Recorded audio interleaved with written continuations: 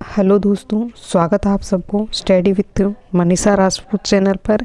आज अपन बात करेंगे रीट प्री में आने वाले बाल विकास एवं शिक्षा वीर्य संबंधी टॉपिक, आपके मनोविज्ञान संबंधी टॉपिक की।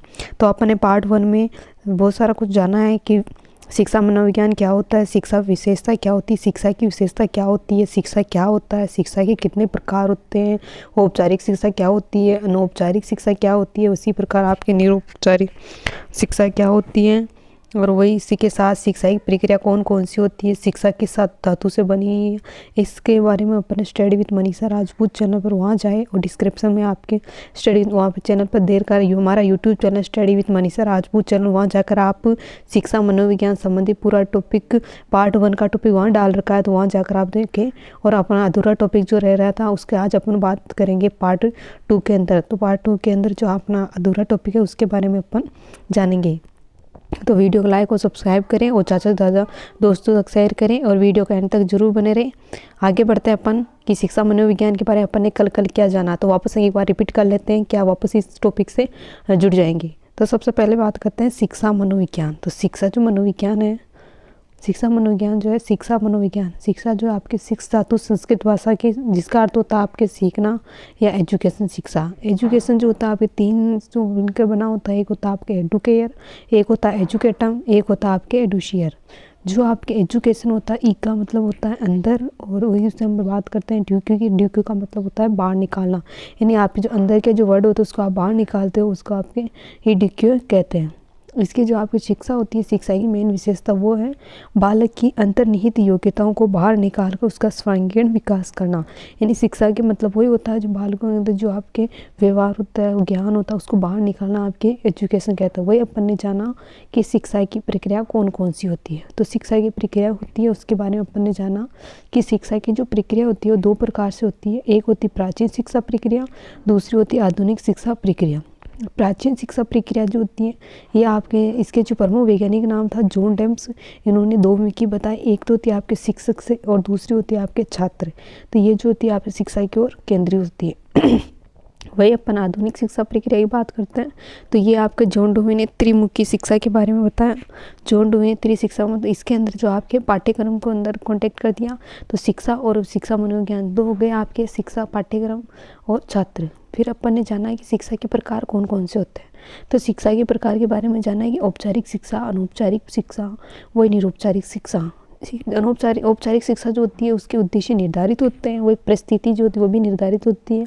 जैसे आपके विद्यालय में टाइम भी निर्धारित होता है और स्थान भी निर्धारित होता है, उसी प्रकार अनौपचारिक शिक्षा की बात करते हैं तो उसके अंदर आपके अनिर्धारित होता है। इसमें अंदर आपका जो उद्देश्य होता है वो आपके अनिर्धारित होता है और आपके निर्धारित नहीं है। इन अनौपचारिक ना तो आपका उद्देश्य निर्धारित है, नहीं आपकी परिस्थिति निर्धारित। निरौपचारिक में जो होता है उसके अंदर आपके निर्धारित उद्देश्य तो निर्धारित होता है, लेकिन परिस्थिति जो होती है वो आपके अनिर्धारित होती है। वह अपन शिक्षा की विशेषता के बारे में बात की, शिक्षा की कौन कौन सी विशेषता की है इसके बारे में एक बार और अपन देख लेते हैं।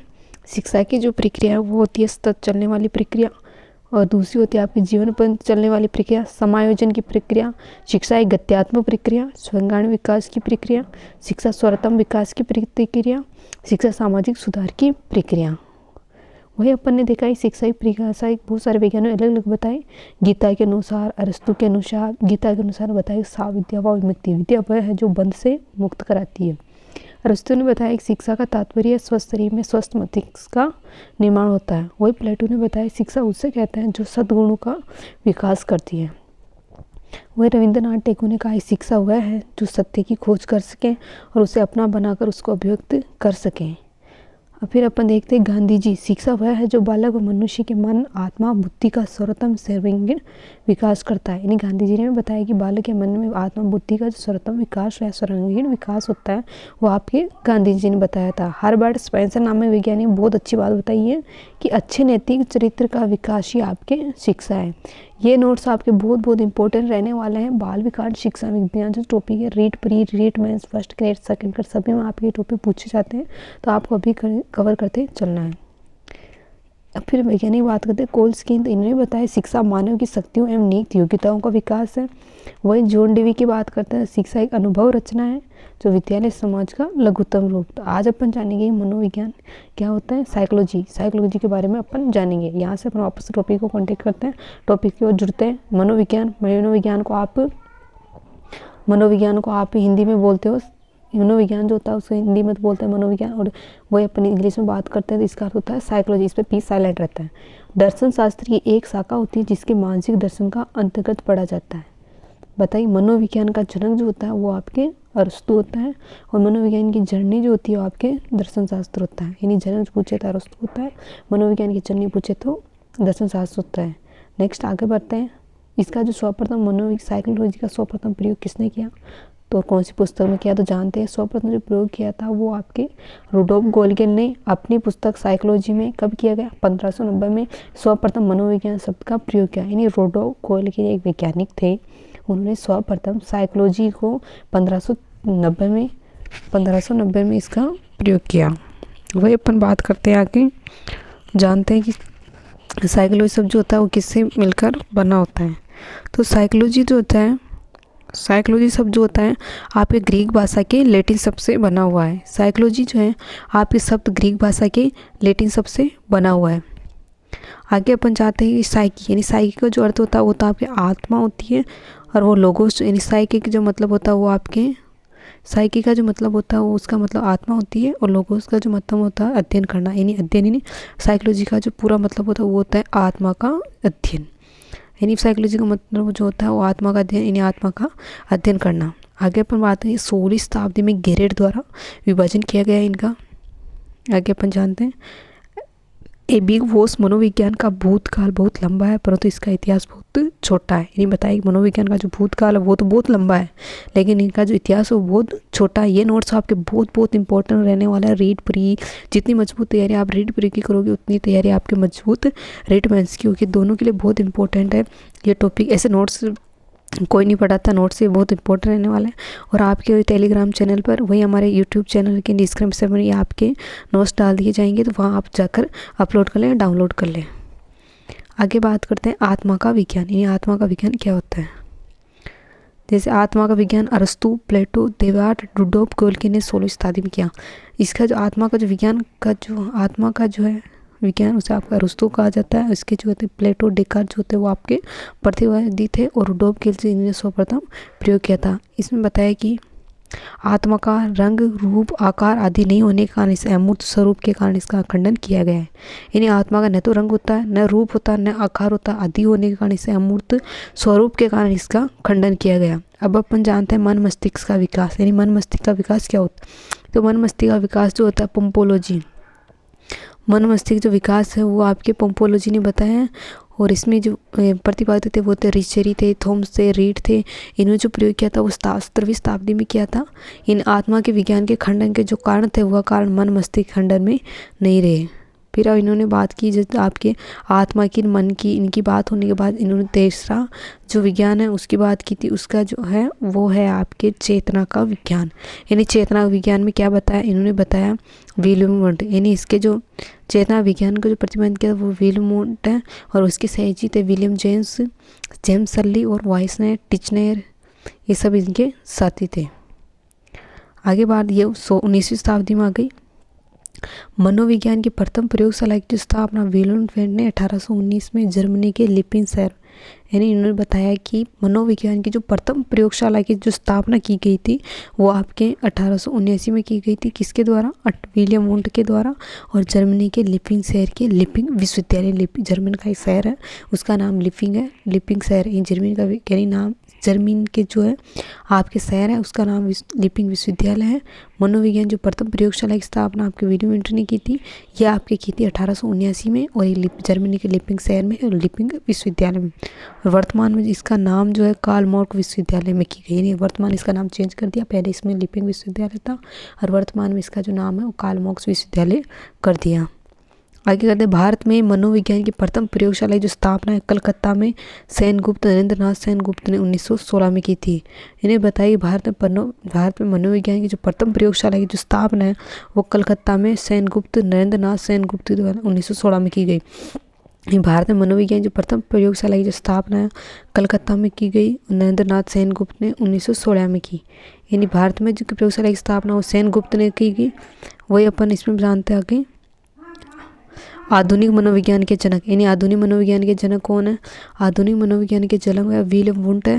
और प्रयोगात्मक वैज्ञानिक जनक जो वो भी आपके विलोम्ट है। यानी आधुनिक मनोविज्ञान के जनक है विलोम्ट है, प्रयोगात्मक मनोविज्ञान के जनक है वो आपके विलोम्ट है। वही मनोविज्ञान का जनक पूछे तो अरस्तु है, और मनोविज्ञान की जननी पूछे तो दर्शन शास्त्र है। ये वीडियो आपको बहुत इंपॉर्टेंट रहने वाला रीड परी में, क्यों रीड परी में आपको यही टॉपिक पूछा जाएगा शिक्षा मनोविज्ञान, तो उसमें से आपके 2 नंबर का ही आपके यही टॉपिक रहेगा। ये नोट्स के साथ ऐसे कोई नहीं पढ़ाता है, जो आप इसमें तैयारी करनी है, क्योंकि नोट्स बहुत आपके इंपॉर्टेंट हैं। इसी के साथ अपन क्वेश्चन में लास्ट में जब पूरा चैप्टर हो जाएगा तो इस टॉपिक का अपन क्वेश्चन करेंगे, तो आप MC क्वेश्चन लेके आएंगे। अगले किस बात करते हैं, अमेरिकी आधुनिक मनोविज्ञान के जनक कौन है? यानी अमेरिकी मनोविज्ञान के जनक कौन है? तो वो आपके विलियम जेम्स है। मनोविज्ञान 1880 में स्वतंत्र विषय का दर्जा प्राप्त हुआ है। यानी मनोविज्ञान में 1880 में स्वतंत्र विषय का दर्जा प्राप्त हुआ है। यानी मनोविज्ञान 1880 में स्वतंत्र विषय का दर्जा प्राप्त हुआ है। फिर अपन जानते हैं जैसे William James principle of psychology, चेतना की प्रशंसा की। विलियम जेम्स होता प्रिंसिपल ऑफ साइकोलॉजी, यानी मनोविज्ञान स्वतंत्र विषय का दर्जा किया। और इनकी पुस्तक का नाम था प्रिंसिपल ऑफ साइकोलॉजी, चेतना की प्रशंसा कौन सी पुस्तक में की? तो इनकी पुस्तक का नाम था प्रिंसिपल ऑफ साइकोलॉजी। चेतना का जो इसमें जो आपका प्रशंसा की थी उसका नाम था प्रिंसिपल ऑफ साइकोलॉजी। और ये उनकी जो पुस्तक का नाम, विलियम जेम्स की जो पुस्तक थी उनका नाम था प्रिंसिपल ऑफ साइकोलॉजी, जिनने चेतना की प्रशंसा की थी। वही विलियम मैकडूगल जो था वो वेगन था, उनका जो पुस्तक का नाम था वो था बुक आउटलाइन ऑफ साइकोलॉजी। उस पुस्तक का नाम था, यानी आपके जो आउट ऑफ साइकोलॉजी का जो बुक का नाम है वो आपके विलियम मैकडूगल का था। तो शब्द ने की चेतना शब्द की भी आलोचना की। इन्होंने मतलब जो प्रशंसा की थी वो तो विलियम जेम्स ने की थी। उनकी पुस्तक का नाम था आपके प्रिंसिपल ऑफ साइकोलॉजी। और वही अपन विलियम मैकडूगल थे, इसकी पुस्तक का नाम था आउट ऑफ साइकोलॉजी। इन्होंने चेतना की शब्द की आलोचना की। फिर बात है व्यवहार, यानी 4th आता है। पहले अपन ने आत्मा का विज्ञान जाना, फिर अपन ने आत्मा का विज्ञान जो होता है आपके अरस्तु का बताया। वही मन का विज्ञान जाना तो आपके पोम्पोलॉजी का बताया। तीसरा आपने जाना चेतना का, तो उसे आपके विलियम वुंट ने बताया। चौथा आप जानोगे व्यवहारवाद का विज्ञान। इन व्यवहारवाद का विज्ञान कौन सा है? तो चौथा अपन जानेंगे व्यवहारवाद। व्यवहारवाद का जो विज्ञान है JB वॉटसन ने, स्किनर ने, पावलोव ने, हल थार्डाइक। यानी व्यवहारवाद का जो विज्ञान का जो है वो आपके प्रमुख वैज्ञानिक नाम था JB वॉटसन, स्किनर, पावलोव, हल। स्किनर, पावलोव, हल, थर्ड जो होता है आपके त्रुटि प्रयास का सिद्धांत दिया था। वह अपन पावलोव की ECL की बात करते हैं, इसने प्रबलन का सिद्धांत दिया था। पावलोव की बात करते हैं, इसने क्रिया प्रस्तुत का सिद्धांत दिया था। स्किनर ने भी, सबने अलग अलग सिद्धांत प्रतिपादित किए थे। ये वीडियो आपको बहुत इंपॉर्टेंट रहने वाला, रीट मेंस रीट प्री दोनों के लिए बहुत इंपॉर्टेंट रहने वाला। उसी के साथ फर्स्ट ग्रेड सेकंड ग्रेड सभी के लिए आपकी हर टॉपिक में बाल विकास शिक्षण विधियाँ हर टॉपिक पूछी जाती है। बाल विकास शिक्षण विधियाँ जो आपकी 30 नंबर की आएगी उसमें से आपको एक टॉपिक दे रखा है शिक्षा मनोविज्ञान। तो ये आपके शिक्षा मनोविज्ञान टॉपिक आज अपन कंप्लीट कर लेंगे। उसी के साथ पूरा अपन जानेंगे शिक्षा मनोविज्ञान के बारे में। इससे आपके एक भी क्वेश्चन बाहर नहीं आएगा। ये नोट्स आपके बहुत इंपॉर्टेंट रहने वाले। आगे बात करते हैं वुडवर्थ। मनोविज्ञान ने पहले अपनी आत्मा का त्याग किया, फिर अपने मन मस्तिष्क का त्याग किया, फिर अपने चेतना को और अंत में व्यवहार को अपनाया। मनोविज्ञान ने पहले अपनी आत्मा का त्याग किया, फिर अपने मन मस्तिष्क का त्याग किया। वुडवर्थ ने बताया कि मनोविज्ञान ने पहले अपनी आत्मा का त्याग किया, आत्मा यानी अरस्तु, फिर अपने मन का त्याग यानी पंपोलॉजी, मस्तिष्क का त्याग किया, फिर अपनी चेतना का त्याग किया। इन्हीं विषय में तो चेतना बताया था आपके विलियम जेम्स, और अंत में आपके व्यवहार को अपनाया। ये आपके जो वैज्ञानिक नाम थे वो आपके वुडवर्थ थे। आगे बढ़ते हैं अपन। तो अपन ने जो इनका खंडन किया था इन तो मनोविज्ञान ने अब पहले अपनी आत्मा का फिर त्याग किया, फिर मन मस्तिष्क का त्याग किया, फिर अपने चेतना को अंत में व्यवहार को अपनाया। वो आपने किसने बताया? वो आपके वुडवर्थ ने बताया। आगे अपन जानते हैं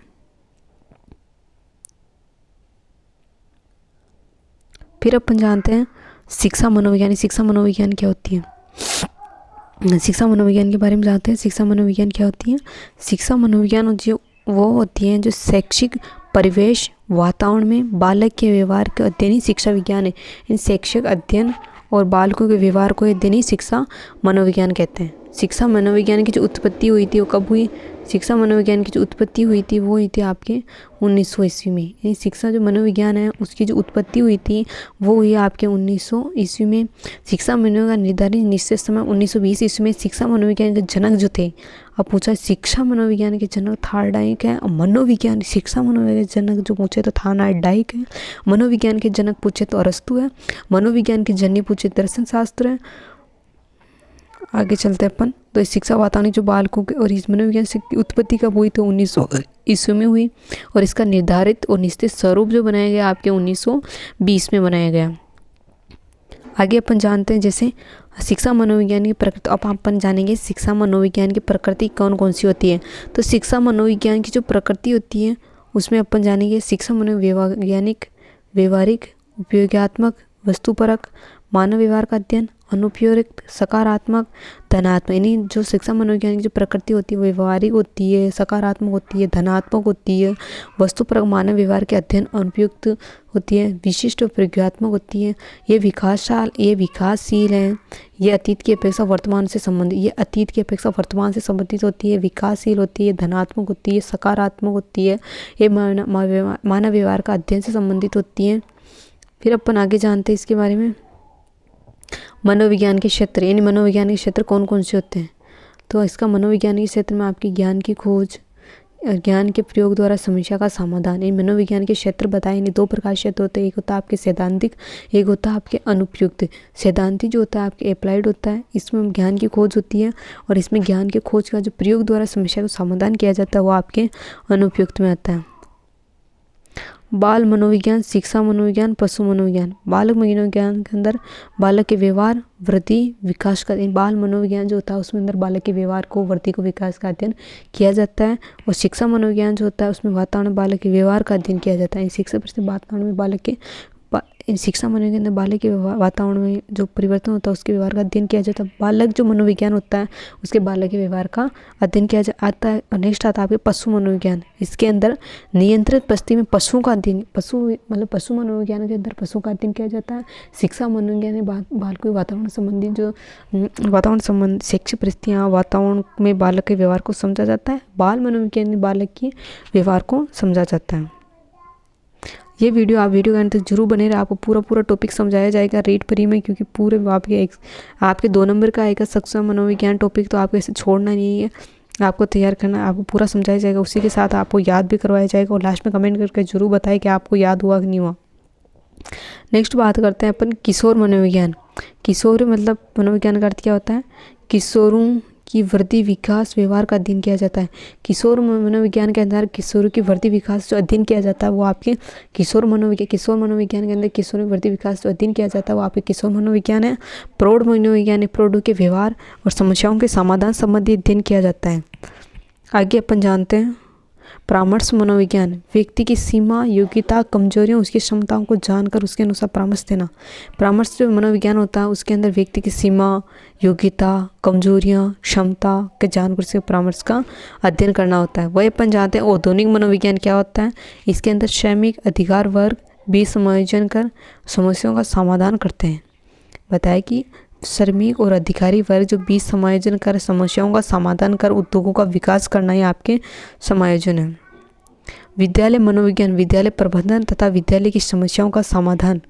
विद्यालय प्रबंधन और तथा विद्यालय की समस्या का समाधान ही आपके है। सामान्य मनोविज्ञान खोज, सामान्य मनोविज्ञान की जो खोज संस्थान और सामान्य व्यवहार को जो अध्ययन किया जाता है वो आपके मनोविज्ञान है। असामान्य मनोविज्ञान, असामान्य व्यवहार को जो अध्ययन किया जाता है तो उसका असामान्य मनोविज्ञान कहा जाए। तो अपन ने कुल मिला के बहुत सारे मनोवैज्ञानिक, जैसे आपके इसमें जाना पशु मनोविज्ञान, प्रौढ़ मनोविज्ञान, बाल मनोविज्ञान, वही अपन ने जाना इसके अंदर परामर्श मनोविज्ञान, औद्योगिक मनोविज्ञान, विद्यालय मनोविज्ञान, सामान्य मनोविज्ञान, प्रयोगात्मक मनोविज्ञान, परा मनोविज्ञान। अब इसके आगे जानेंगे अपन मनोविज्ञान के संप्रदाय, यानी मनोविज्ञान के संप्रदाय कौन कौन से होते हैं इसके बारे में अपन जानेंगे। तो मनोविज्ञान के जो संप्रदाय, तो पहला में आता है संरचनावाद। तो अपन जानेंगे मनोविज्ञान के जो संप्रदाय आता है उसके अंदर अपन जानेंगे संरचनावाद। संरचनावाद में जो संपादक होते हैं वो आपके विलियम वुड थे और सहयोगी थे आपके टीचनर। इन्होंने चेतना पर बल दिया और इन प्रथम संप्रदाय जो 1892। मनोविज्ञान का स्वरूप जो होता प्रयोग किया टीचनर ने मनोदेह द्वैतात्म के अनुसार मन एवं शरीर के एक दूसरे के समान समांतर हैं। यदि एक में परिवर्तन होता है तो दूसरे में अपने आप स्वतः परिवर्तन हो जाएगा। चेतना का आणविक विश्लेषण किया जाता है। इसके अंदर चेतना का आणविक संश्लेषण किया जाता है। इसके अंदर जो होता है चेतना का आणविक विश्लेषण किया जाता है। आणविक विश्लेषण होता है चेतना एक तत्व के बारे में जाना जाता है।